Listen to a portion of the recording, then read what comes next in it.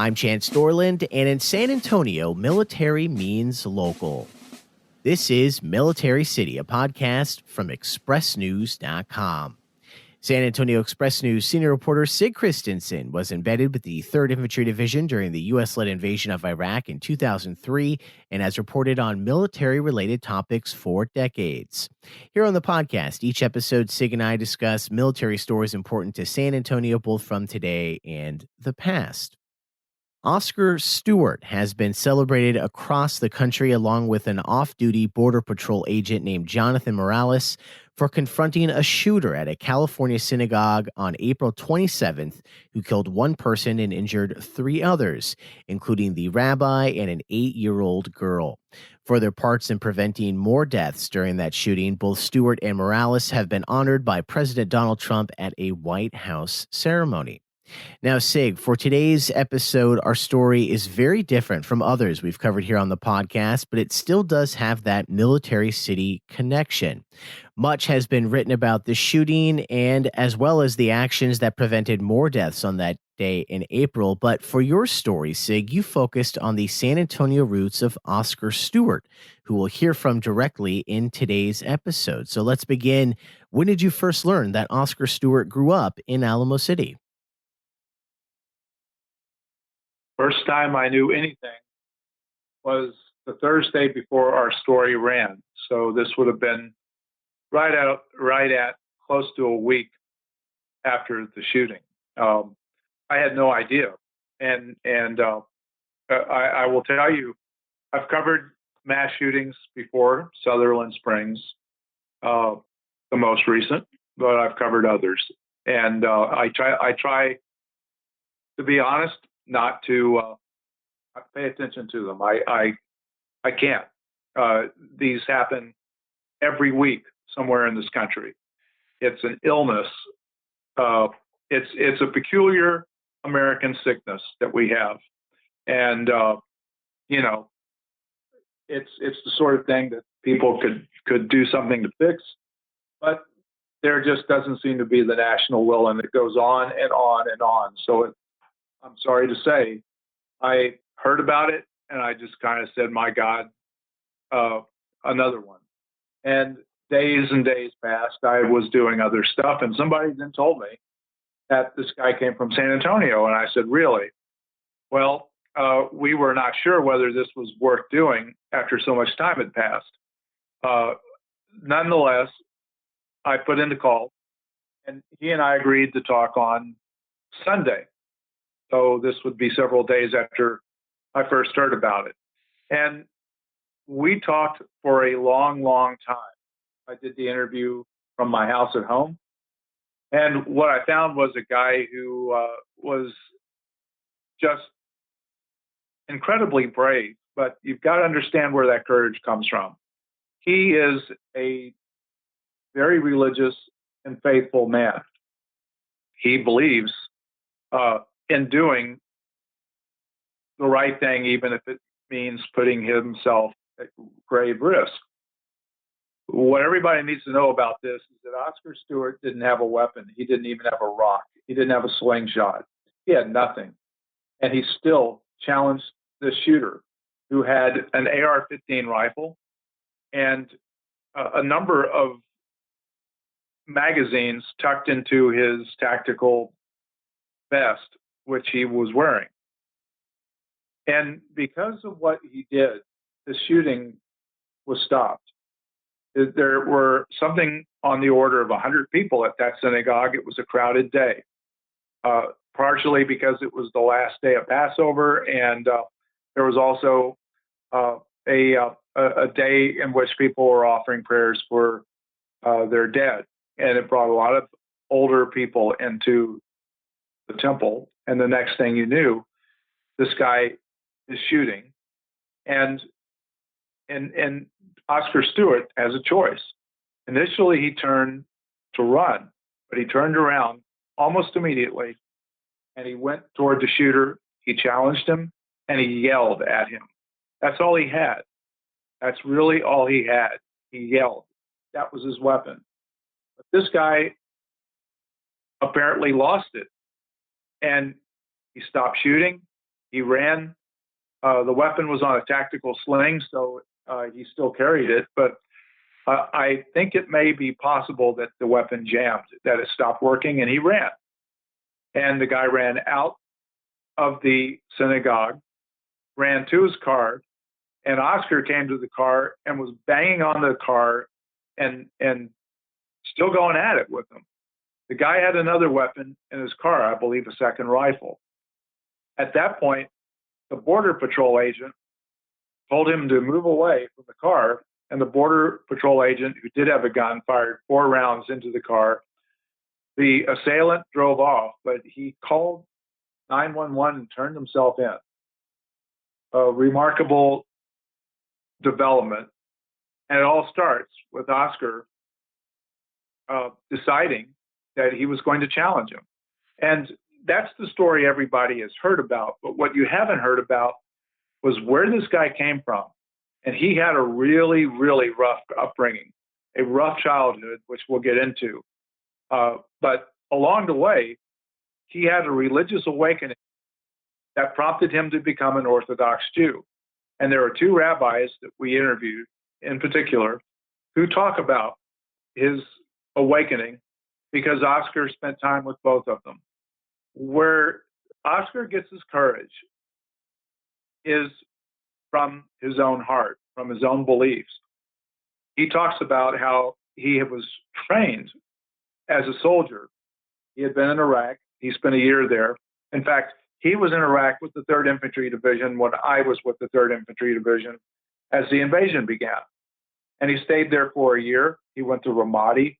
He knew the lay of the land, and it was a really rough place to be.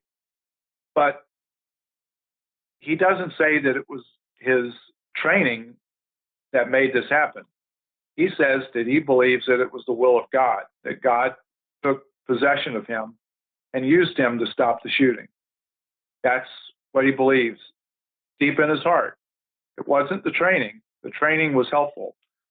But what was most important and critical was that he said God himself used him to stop it. Sig, we'll get back to what happened that day at the synagogue at the end of April. But yes, something that you just mentioned.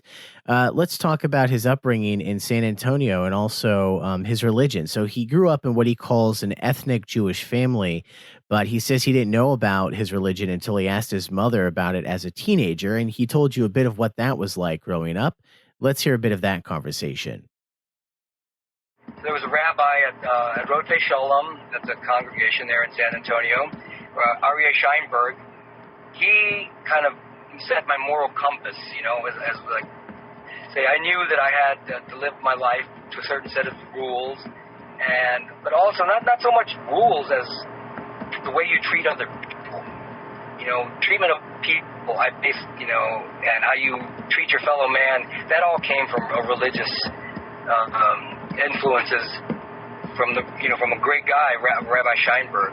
And so, those are the guys who kind of set me up in my life. I grew up kind of like what I'd like to call an ethnic Jew. I knew I was, I'd ask my mom, what religion are we? Because my friends would invite me to church or whatever.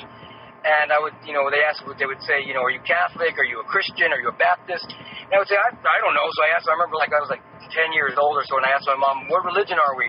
And my mom said, you're Jewish. And I'm like, okay, cool. I didn't really think about it again until I was about 18 or 19 years old. So I started wanting to know about, religion. I think that was a good point in my life, actually. So I sought out the Orthodox rabbi at Rotei Sholem, and I started learning about religion.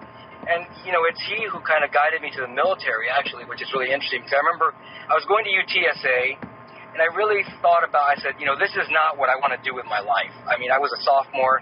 I made decent grades. And I said, I don't see myself doing this. So I remember asking him one time for a piece of advice, and he said, why don't you join the military? And I said, that's a good idea. So I did. I was about 22 years old. I joined the Navy. I served in the Navy for 4 years, and that's kind of when I left San Antonio in 1990.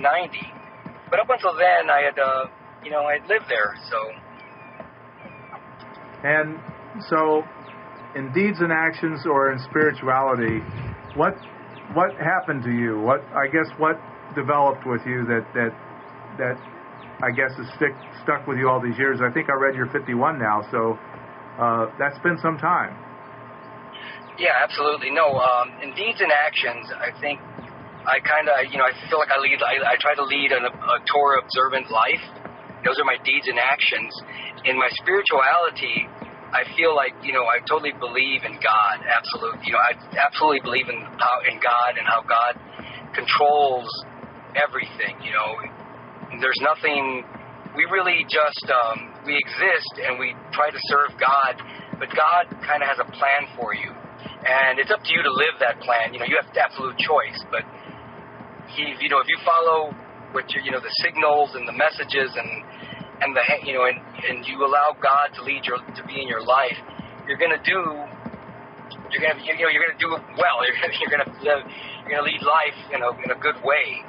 And I still believe that. I absolutely.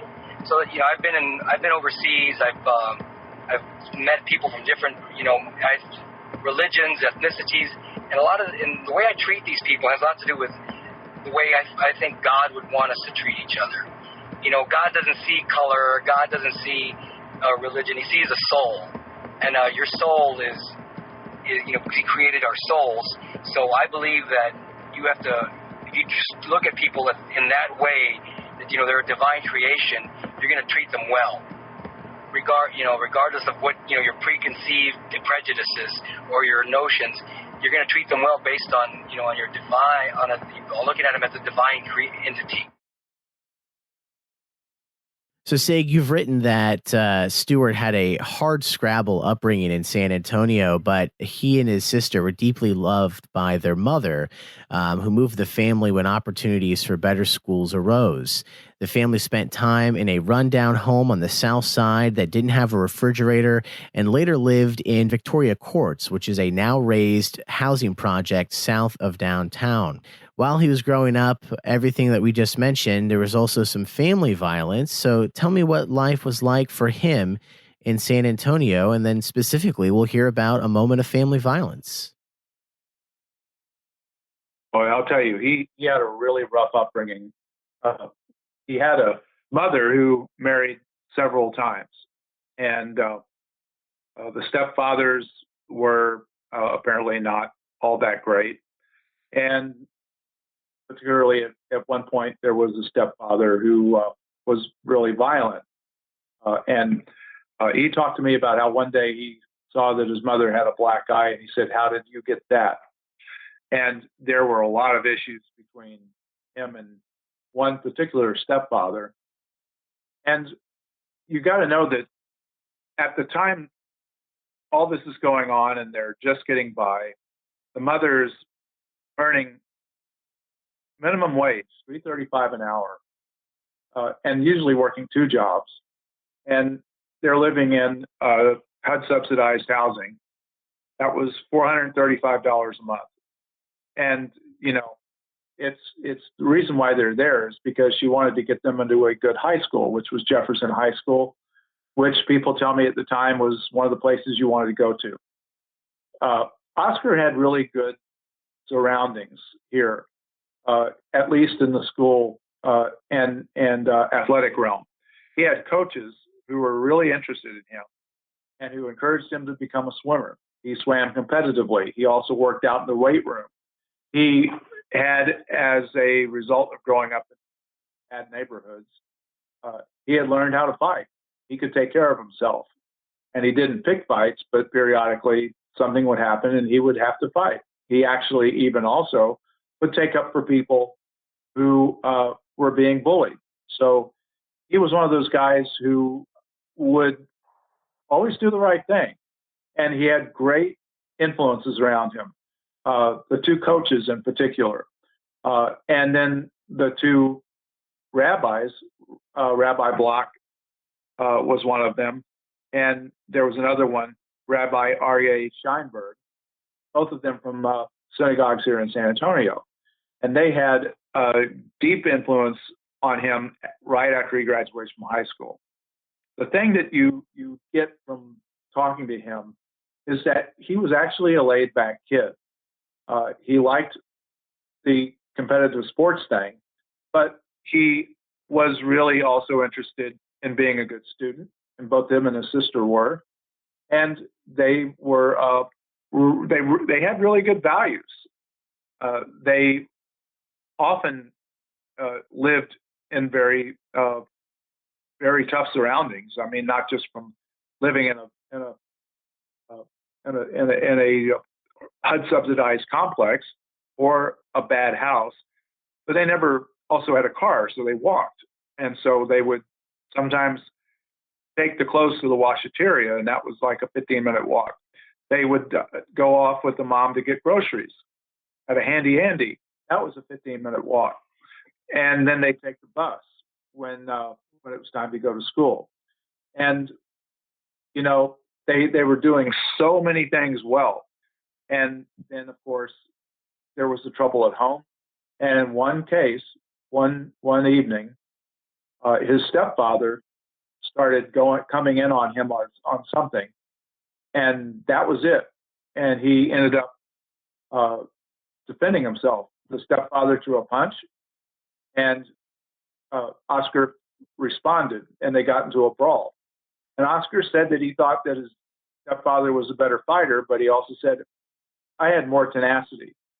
He was a very in shape distance runner on the track team. He had an 18-inch vertical jump. He was very strong. And one of the coaches had said, if you get into a fight with this guy, he won't go down. He won't stop. And Oscar said of the fight with his stepfather, I think I outlasted him. And he put a hurt on him. So we're talking about a guy who is going to stand up in tough moments. And maybe that's a part of what happens here at the synagogue on that day when the gunman shows up. I know this much. He said that he had the same sense of anger. I'm trying to remember this, and I did a number on it. But that, I don't know. I don't remember. I was like, I don't think that was rage or any craziness. It was more like I was in, I think I said something to him, and I said, you got to stop this or whatever. Well, I don't remember what I said, but I know it was something to the effect of enough, or to the stop, or don't do this to my mom. And then he came at me. So I didn't really like jump and tackle him. It was more like I was defending myself. And, I don't know, growing up and where I grew up, you have to learn to defend yourself. Because if you didn't, you'd become a target. So I just reacted I'm not, I haven't been in very many fights in my life, but the fights that I've been in, I won. And then finally, Sig, let's finish with more discussion on the act of heroism that brought Stewart into the headlines the past month, after which we'll hear thoughts on what happened that day in the synagogue from the man himself. One of the things that happened in the course of 2 interviews with Oscar was that he told me that as a kid, he was in the woods west of San Antonio, and a mountain lion came up growling, and he yelled. He said that he was scared, and he just yelled. He said, I don't know what kind of yell, but he said the mountain lion turned around and ran away, and he was 12 or 13 when that happened. So he had a little experience yelling, and maybe the whole thing with the mountain lion came back to him. Certainly none of this stuff was conscious. In fact, he talks about his reaction at the time of the shooting, and he doesn't actually have any thinking process going on. It's all reaction and instinct. And I'm really impressed with him because it isn't just what he does to stop the shooting. So there's a woman who's been mortally wounded, and he goes and starts working on her, starts working CPR. And he's there with another man, a doctor, and they're both working together. And then a third man comes up, and this is the hardest part of the story. The third man comes up, and he's a doctor. He is actually a practicing physician. The other doctor was retired. And the man starts doing CPR on the woman. And at first he didn't know who the woman was. And then he realized that the woman he was doing CPR on was his wife. When he realized that, he fainted. This is such a sad story, but I tell that part of the story to underscore the fact that if it had not been for Oscar Stewart, this would have been so much worse. And it's amazing that of all people, this guy comes from San Antonio. He is a marvelous human being, just a wonderful man, a great guy. He was inspiring to me in ways that I can barely begin to explain. I think that if there's a good side to this story, it's that Oscar Stewart isn't just a hero. He is practically a saint. This man has done such an incredible thing here, taking up for people who were going to be bullied by a gunman. And I think that where it all started was right here. It started in San Antonio. It started in bad neighborhoods. It started in his high school. It goes back to his development. It goes back to his character that was honed in high school, and then when he went off and started showing a real interest in the Jewish faith. This was one of the more inspiring stories I've done in a long, long time. I'm always grateful for having the chance to do stories like this. And I'm always a little bit amazed too, because on this beat, there are always stories like that. And often those guys are military people. So you're right. This wasn't a typical military story for me, but it was a great story for our Military City website and for the people who live in Military City, USA. I got pissed off, and I wasn't gonna let him hurt anybody. I don't know. I kept saying, it was all instinctive. I didn't really have any conscious thought in what I did. Maybe that's what it was. Maybe I just got angry, and I think I was yelling at him because people said that I kept yelling at him, and I was yelling at him that I'm going to kill you, I'm going to get you. You're what you think you got away with something, you're going to pay. I was just yelling at him the entire time. Whatever came to my mind, I kept trying to throw him off, and and it worked because he was very scared. I think I acted based on the will of God or my religious convictions that I can't stand by and let life be taken. And I had the skills because of my military training to do what I did. So I don't think I was I didn't charge into the gunfire because somebody ordered me to let's go charge. I think I did that because of my religious conviction. My soul did that. That was my soul doing that. But my soul used my body and which was given tools to do what I did. My body has these tools that are put in there. My sixth sense, for lack of a better term. And how do you feel about this gunman? Someone asked me about that, and only one person actually has asked me about that, some other than you now, and I told them I feel sorry for the guy. I really do, because he ruined his life. The guy's 19 years old, and his life is basically over. I mean, he's never gonna come back from this. There's no do-overs. There's no he's not gonna save himself or anything. It's done, and I feel bad for it because. You're 19 years old. Your life has just begun, and it's over for this kid. So I really do feel sorry for him. And I wish, one day, someone asked me, what would you say to him?